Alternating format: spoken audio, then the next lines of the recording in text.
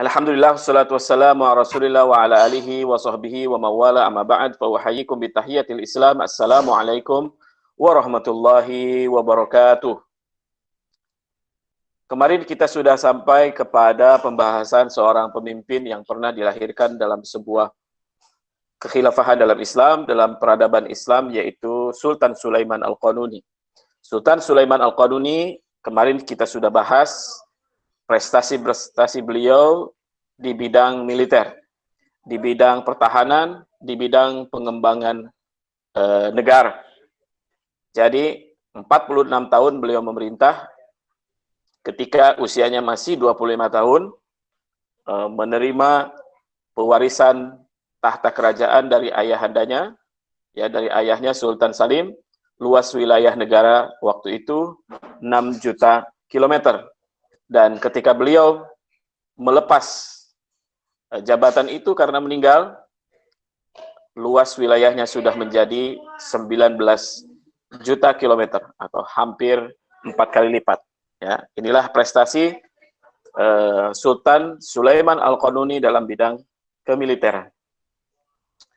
Berbagai pertempuran dimenangkan, berbagai pemberontakan berhasil ditumpas, sehingga proyek persatuan umat Islam yang dimulai oleh ayahnya Sultan Salim berhasil disempurnakan oleh Sultan Sulaiman Al-Qanuni.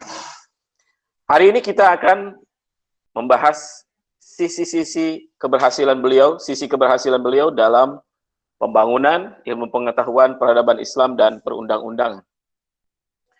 Beliau ternyata juga seorang pujangga, seorang penyair. Beliau menguasai 7 bahasa. Beliau seorang sultan yang fasih sekali berbahasa Arab, bahkan menulis beberapa bait puisinya dengan menggunakan bahasa Arab. Dalam karya seni, beliau seorang sultan yang sangat memahami jenis-jenis batu mulia.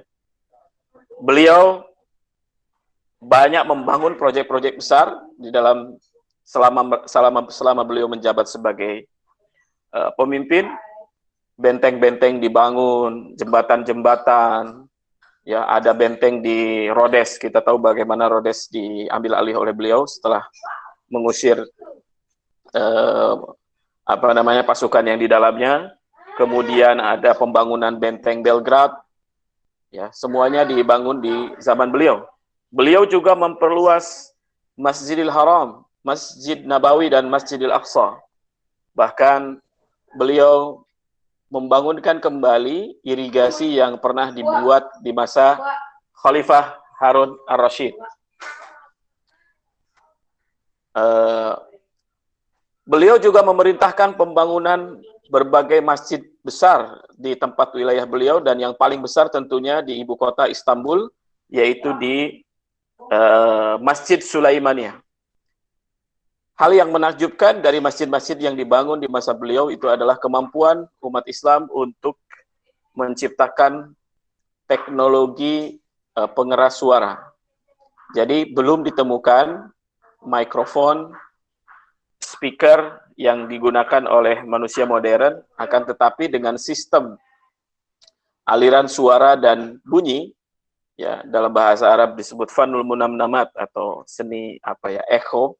Itu seorang imam walaupun masjidnya sangat luas, tetap bacaannya bisa didengar oleh soft paling belakang karena menggunakan sistem aliran udara dan suara. Ya.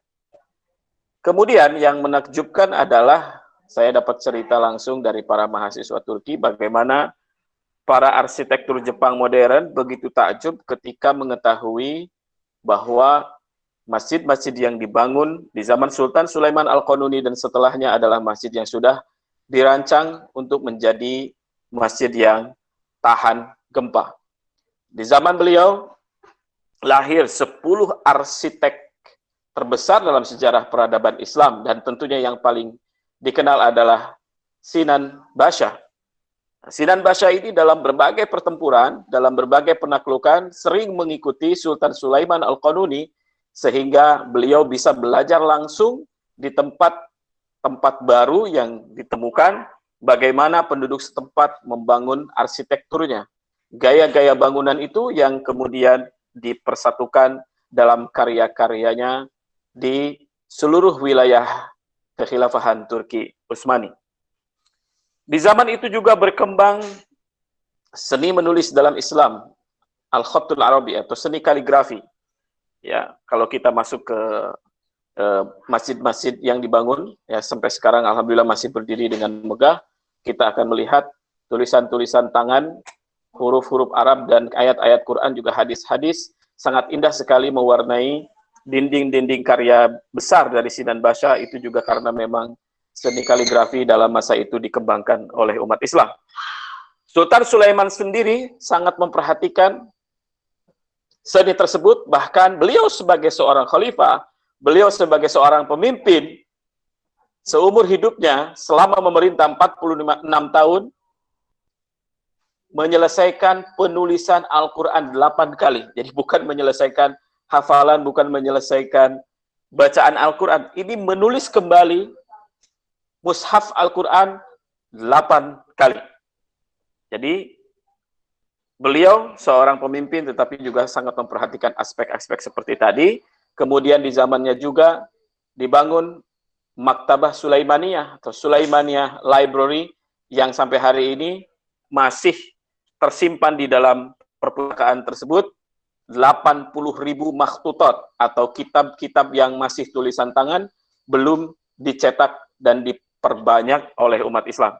Tentunya ini kelalaian kita sebagai umat Islam, begitu banyak warisan dari para pendahulu kita dan semuanya mengandung ilmu pengetahuan tapi masih berupa makhtutat, tulisan tangan belum dicetak dan disebar luaskan. Inilah prestasi-prestasi beliau di bidang kesusastraan, pembangunan. Beliau memang sudah menuntaskan hal-hal yang sifatnya pokok. Ada juga pemimpin yang suka membangun arsitektur besar, tetapi di sisi lain banyak orang belum dapat pekerjaan, belum dapat kebutuhan pangan yang sesuai. Sultan Sulaiman Al-Qanuni menuntaskan yang prinsipnya, menuntaskan yang pokoknya.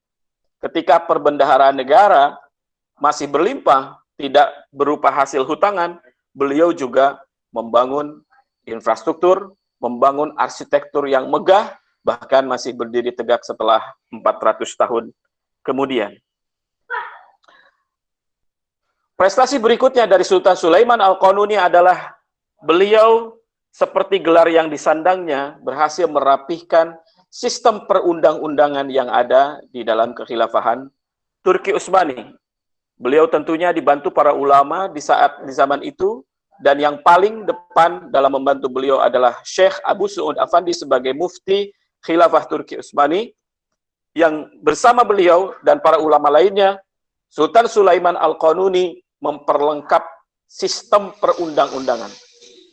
Memang bukan beliau yang pertama kali membuat perundang-undangan tersebut, ini sudah dibuat sejak zaman Sultan Muhammad Al-Fatih, kemudian dilanjutkan oleh Sultan Bayazid dan Sultan Salim, tetapi di masa beliau, hal ini sangat diperhatikan, ya, sehingga sampai pada terbentuknya sebuah sistem perundang-undangan yang di dalamnya ada lebih 200 perundang-undangan di dalam berbagai kehidupan umat manusia. Ada perundang-undangan khusus di bidang kemiliteran, di bidang hukum, kemudian perdagangan, bea cukai, semuanya sudah lengkap dalam sebuah sistem perundang-undangan yang diberlakukan di seluruh kekhilafahan Turki Utsmani. Bahkan hebatnya lagi, perundang-undangan ini terus berlaku dari zaman pemerintahan beliau sampai awal abad ke-20.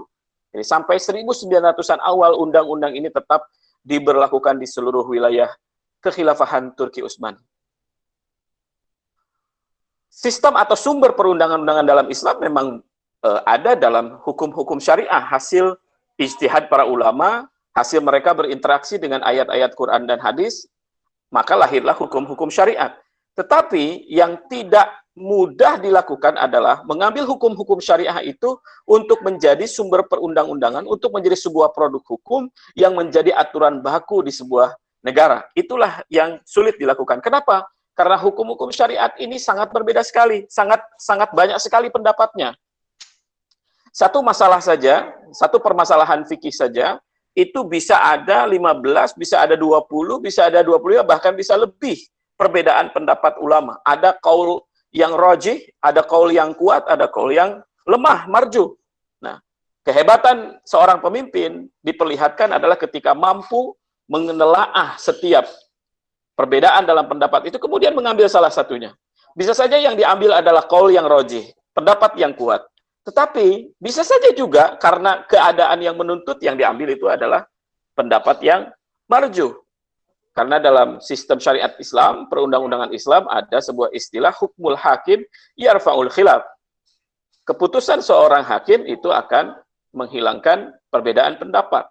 Betul, para ulama itu berbeda pendapat dalam satu masalah banyak sekali, tetapi ketika seorang pemimpin mengambil atau memutuskan suatu perkara, maka perbedaan sudah tidak ada lagi, khilaf sudah tidak ada lagi. Nah, inilah kelebihan yang dimiliki oleh Sultan Sulaiman Al-Qanuni sehingga beliau mendapatkan gelar Al-Qanuni, sementara orang-orang barat menggelari beliau dengan Sulaiman the Magnificent karena memang sangat ditakuti di bidang militer, sangat ditakuti dalam perluasan wilayah yang beliau lakukan seperti yang kemarin kita ceritakan. Tetapi sekali lagi umat Islam lebih mengenalnya dengan nama Al-Qanuni, bukan pula karena berhasil membuat perundang-undangan, tetapi mampu menerapkan undang-undang tersebut, sehingga lahirlah prinsip keadilan di tengah-tengah masyarakat. Inilah yang menyebabkan beliau dikenal dengan gelar Sulaiman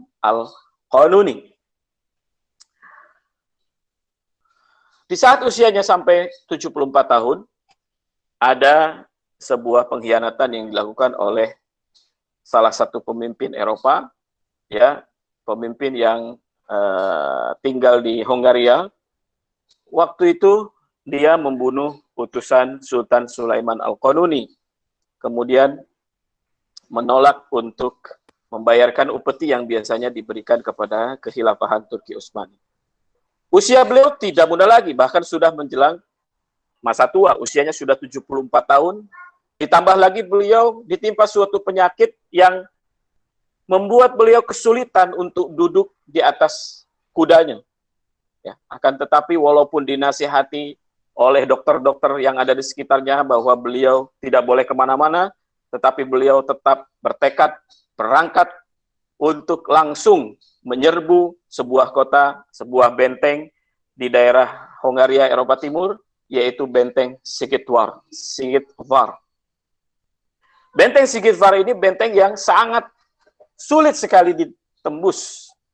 Bukan karena bentengnya yang berlapis, akan tetapi memang di dalamnya ada gudang persenjataan yang sangat lengkap. Dan sekali lagi Sultan Sulaiman Al-Qanuni walaupun dinasihati oleh para dokternya untuk tidak berangkat pada saat itu, tetapi beliau mengatakan, wa an amuta ghaziyan fi sabilillah ahabbu ilayya. Saya lebih suka saya mati dalam keadaan sedang berperang di jalan Allah Subhanahu wa taala. Maka berangkatlah beliau bersama pasukannya, dan dalam tempo 2 minggu benteng paling depannya itu berhasil dilumpuhkan. Akan tetapi setelah itu kesulitan menimpa umat Islam, bahkan sampai 5 bulan benteng ini tidak kunjung jatuh juga. Beliau sudah makin sakit parah, beliau hanya bisa terbaring saja di tendanya, dan di saat itulah beliau berdoa kepada Allah, ya Allah, tolonglah umat Islam, ya Allah, berikanlah kemenangan terhadap umat Islam. Selesai beliau berdoa,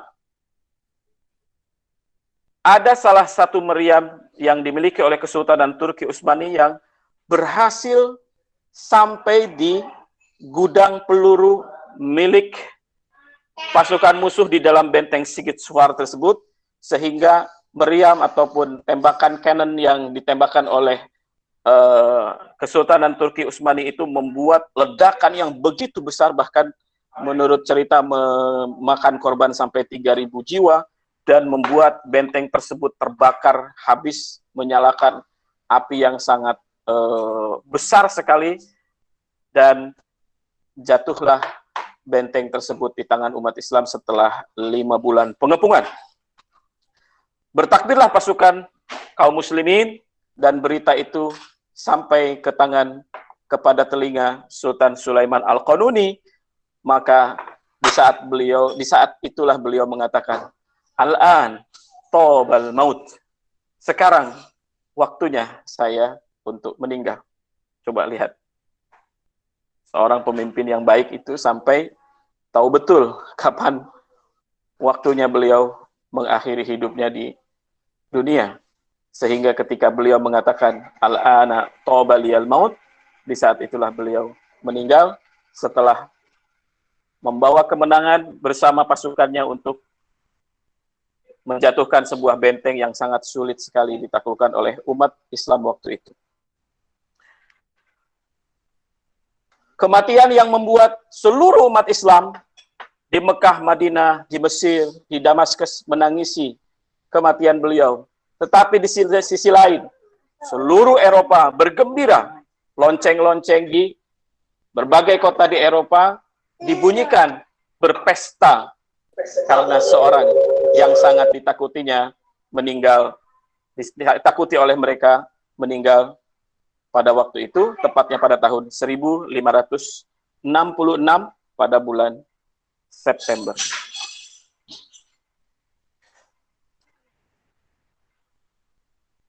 Ada satu hal yang menarik ketika beliau meninggal, beliau berwasiat agar sebuah peti yang selalu dibawanya ikut dikuburkan ketika beliau wafat.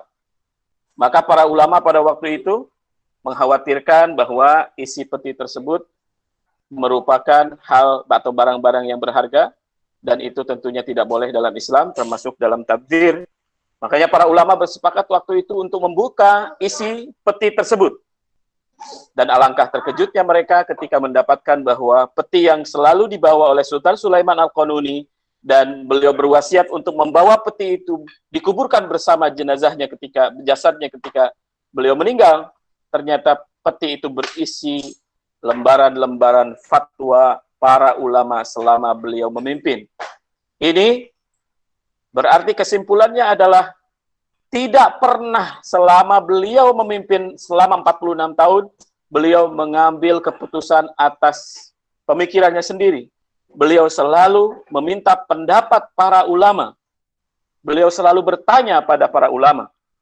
Maka Abu Su'ud Afandi, mufti Khilafah Turki Utsmani waktu itu, menangis ketika melihat ternyata lembaran paling atas dari peti tersebut adalah fatwa yang dibuat olehnya.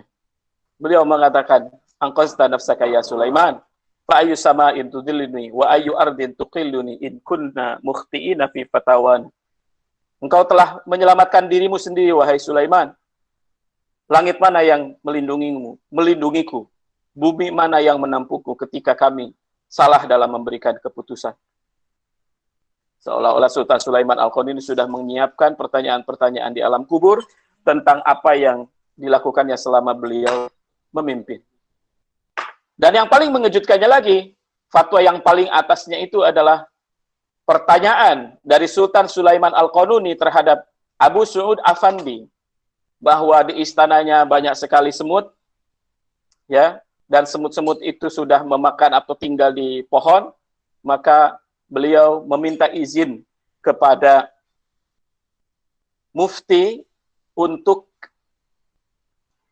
mencat sebagian pohon-pohon itu dengan kapur agar semut itu tidak berkembang biak bertambah banyak mengganggu kenyamanan istana Turki Utsmani. Coba bayangkan, untuk membunuh nyamuk pun beliau bertanya kepada membunuh semut pun beliau harus bertanya kepada seorang ulama. Hal yang juga beliau sampaikan ketika beliau sudah mendekati ajalnya, beliau mengatakan, "Ketika aku mati, keluarkanlah kedua tanganku dari keranda jenazah, karena aku ingin memberitahu seluruh dunia, walaupun seorang sultan, ketika dia mati, maka dia membawa tangan kosong. Dia tidak membawa apa-apa selain amal kebaikan."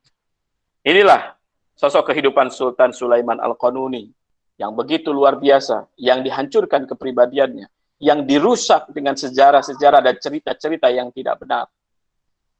Ini tentunya, seperti yang saya sering sampaikan, upaya yang sangat terstruktur sehingga kita umat Islam kehilangan contoh dalam berbagai hal, dalam memimpin, dalam berbisnis, dalam pembangunan. Kita seolah-olah tidak ada qudwah, kita seolah-olah tidak ada sampel, tidak ada contoh yang bisa kita ikuti. Sampai pada bahasan ini, kurang lebih saya sudah menyampaikan dua model kepemimpinan. Ketika kita membahas tentang sosok Umar bin Abdul Aziz, kita berbicara tentang pemimpin yang dijanjikan. Walaupun beliau hanya memerintah 2 tahun beberapa bulan saja, tetapi karyanya luar biasa. Tetapi apa yang dirasakan oleh manusia juga luar biasa. Karena apa? Karena beliau adalah pemimpin yang penuh karomah. Karena keberadaannya dan kemunculannya dijanjikan oleh Rasulullah SAW. Tetapi Islam juga memberikan contoh lain. Ketika orang itu tidak disebut dalam hadis atau tidak disebut oleh orang yang tidak disebut dalam hadis, maka jadilah seperti Salim Al-Yavuz, jadilah seperti Sulaiman Al-Qanuni. Memang tidak disebut dalam hadis, tapi pemimpin yang punya kemampuan, tapi pemimpin yang punya rencana, tapi pemimpin yang punya strategi, tapi pemimpin yang punya tanggung jawab, dan tentunya pemimpin yang bertakwa, yang takut kepada Allah, yang khawatir bahwa kepemimpinannya akan menjadi hal yang menyesalkan, hal yang menjadi penyesalan dirinya di hari kiamat. Maka wujudlah kepemimpinan-kepemimpinan yang belum dimintai pertanggungjawabannya di akhirat nanti, dia sudah mempersiapkannya dari sekarang. Inilah dua model yang bisa kita ikut. Saya rasa kalau kepemimpinan yang satu kita tidak mungkin, tapi kalaupun kita harus memimpin, maka masih ada satu contoh, yaitu kepemimpinan yang memang tidak disebutkan dalam hadis, tapi memang mereka punya kemampuan, karena pada prinsipnya, pada dasarnya, mereka pemimpin yang takut Allah, pemimpin yang bertakwa, maka beliau menyiapkan segalanya dengan baik. Rekan-rekan yang dirahmati Allah Subhanahu wa Ta'ala, sebuah film Hollywood yang beberapa kali muncul sequelnya, The Pirates of Caribbean, mengangkat seorang sosok yang bernama Kapten Barbossa. Inilah sosok bajak laut yang sering dibuat oleh film Hollywood dengan kehilangan satu mata, matanya ditutup satu, kehilangan satu kaki dan satu tangan, dan berjenggot merah. Ini adalah contoh lain di mana mereka menggunakan semua media yang mereka miliki untuk menghancurkan tokoh-tokoh muslim. Siapa sebenarnya Kapten Barbossa dalam The Pirates of Caribbean? Kenapa sosok bajak laut itu selalu berjenggot merah dan satu tangannya sudah putus? Kita akan bahas dalam pertemuan-pertemuan berikutnya. Terima kasih. Wassalamualaikum warahmatullahi wabarakatuh.